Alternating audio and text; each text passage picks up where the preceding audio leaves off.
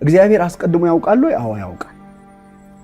አስቀድሞ ወስኗል ወይ? አልወሰነም። ፕሪደስቲኔሽን እና ፎርኖሌጅን ለይተን ነው የምናየው። በ40 ቀኑ ድሃ እንዲሆን ታረጋዋለህ፣ ባለጸጋም ታረጋዋለህ ይላል። ማለት በ40 ቀኑ ጽንስ ውስጥ እያለ ድሃ ሀብታም ይሆናል ማለት አይደለም። የ40 ቀን እድል ማለት እሱ። ስለዚህ ሰው የሆነ ነገር አድርጎ አልሳካ ሲለው የ40 ቀን እድል ማለት አይችልም።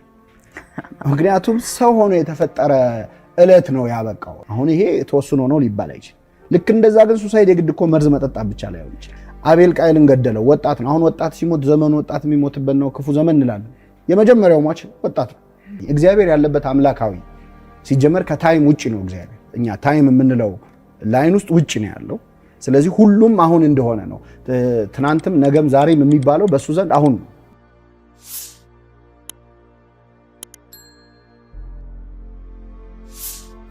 አንደኛ አንድ ሰው አሁን በተባለው መሰረት የተጻፈለትን ብቻ የሚኖር ከሆነ ትወና ነው መሸለም ነው ያለበት። ጥሩ ተዋናይ ነው። አንድ ሰው መቼስ ለተጫወተው ሮል መቀጣት የለበት። ስለዚህ እኔ የተጻፈልኝ ከሆነ የምሰራው ኃጢአት የምሰራው መልካም ነገር ኦልሬዲ ተጽፎ ያለቀ ከሆነ በጣም ከባድ ነው። ሼክስፒር ዓለም የቲያትር መድረክ ናት፣ እኛ ተዋናይ ነን፣ ደራሲው እግዚአብሔር ነው የሚለዋል።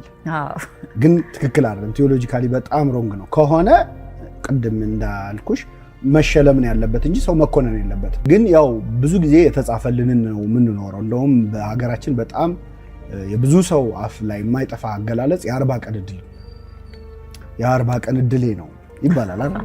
ብዙ ጊዜ እና የ40 ቀን እድል የሚባለው ምንድን ነው? ወይም እግዚአብሔር አስቀድሞ የጻፈውን ነገር ከሆነ የምንኖረው ምን መቀየር እንችላለን?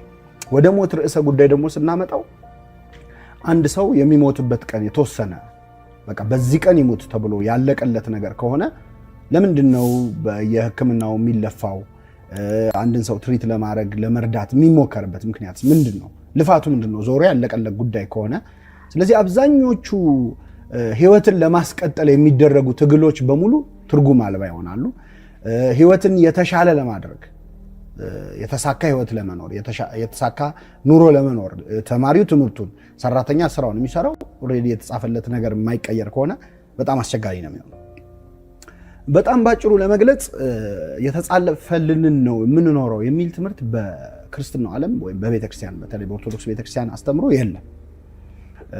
ከዛ ነው መነሳት ያለብን። እግዚአብሔር አስቀድሞ ያውቃል ወይ? አዎ ያውቃል። አስቀድሞ ወስኗል ወይ? አልወሰነም። ፕሪደስቲኔሽን እና ፎርኖሌጅን ለይተን ነው የምናየው። እግዚአብሔር አስቀድሞ ያውቃል ማለት እንዲሆን ወስኗል ማለት አይደለም።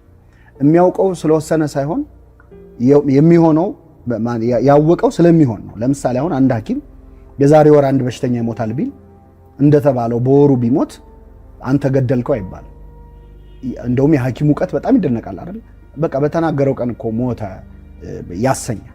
ስለዚህ አስቀድሞ በማወቅና በመወሰን መሃል ልዩነት አለ። እኔ አሁን አንድ ትልቅ ፎቅ ላይ ሆኜ ወደ ታች እያየው የትራፊክ ፍሎውን ባይ ሁለት መኪኖች ሊጋጩ ነው እያልኩ ቢጋጩ ያንተ ጥፋት አይሆን አንተን ያጋጨው ብለህ ነበር። በእርግጥ አሟረትክ ይባላል። የኛ ባህል ትንሽ አስቸጋሪ ነው። ግን ከታች ስላየህ ነው አይባልም።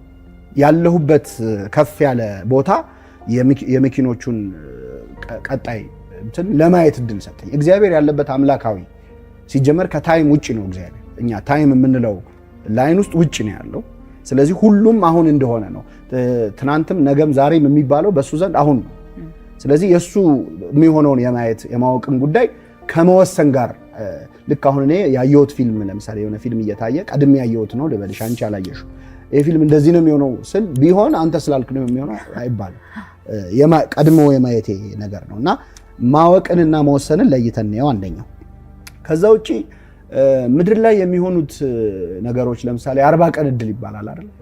የ40 ቀን እድል በነገራችን ላይ በሃይማኖቱም በሳይንሱም በጣም የሚደገፍ ጽንሰ ሐሳብ ምንድነው? አንድ ልጅ ሲጸነስ 40 ቀን ሲሞላው በሳይንሱ ደግሞ 8 ሳምንት ሲሞላው ሙሉ አካሉ ያልቃል ማለት ሁሉም ኦርጋኖቹ ተሟልቶ ልጁ አድጎ ሁሉም አካል ሁለት እጅ፣ ሁለት አይን፣ ሁለት እግር የሚለው ሁሉ ነገር ይኖረዋል።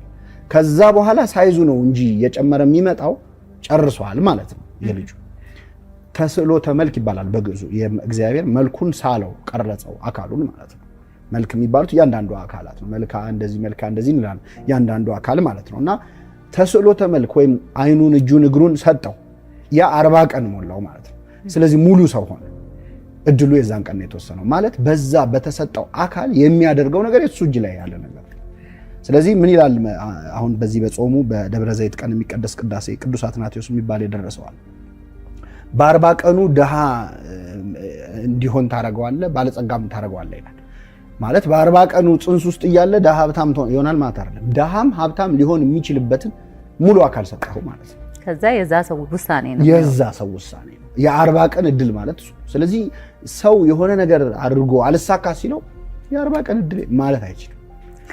ምክንያቱም ሰው ሆኖ የተፈጠረ እለት ነው ያበቃው። እግዚአብሔር ያን ቀን የ40 ቀን እድል ሰጥቶናል ማለት ይሄ ሳይንሱም ሃይማኖቱም የሚያየው እንትን ነውና የሞት ቀንን ውሳኔ በተመለከተ ከእውቀት አንፃር እግዚአብሔር ያውቃል። ከዛ ውጭ ግን ኮንዲሽናል የሆነ እንደሆነ ራሱ እግዚአብሔር ሁኔታው ታይቶ እንደሆነ የሚያሳዩ በጣም ብዙ መጽሐፍ ቅዱሳዊ ጥቅሶች አሉ። ለምሳሌ ሁሉም የሚያውቀው ጥቅስ በምድር ላይ እድሜህ እንዲረዝም እናትና አባትን አክብር፣ መልካምም እንዲሆንልህ እድሜህ እንዲረዝም እናትና አባትን አክብር ይላል። ኮንዲሽናል ውሳኔ ነው ማለት ነው። የኔ እድሜ እግዚአብሔር እድሜን እናትና አባቴን በማክበሬና ባለማክበሬ ላይ ያስቀምጦታል። እንደውም ከነ ዝርዝሩ ነው። በምድር ላይ እድሜህ እንዲረዝም አንድ፣ ከዛ ደግሞ መልካም እንዲሆንልህ። አንዳንዴ እድሜ ረዝሞ በጣም ሊታመም ሊሰቃይ ይችላል ሰው አይደለ ባጠረልኝ እስኪል። ስለዚህ ሲሰጥ ምንድነው ያለው? እድሜህ እንዲረዝምና መልካም እንዲሆንልህ፣ መርዘሙም የመልካም እንዲሆንልህ እናትና አባትን አክብር። እንደዚህ በምድር ላይ ህይወታችሁ ይረዝም ዘንድ ትእዛዜን ጠብቁ። በጣም ብዙ ቦታዎች አሉ። ስለዚህ እድሜን ኮንዲሽናል አድርጎታል ማለት ነው። ከተወሰነለት እድሜም በታች እግዚአብሔር እንዲኖር እየፈለገው ሊያጥር ይችላል ሰው። ለምሳሌ ዳዊት ሲጸልይ ይላል በዘመኔ እኩሌታ አትውሰደኝ ይላል።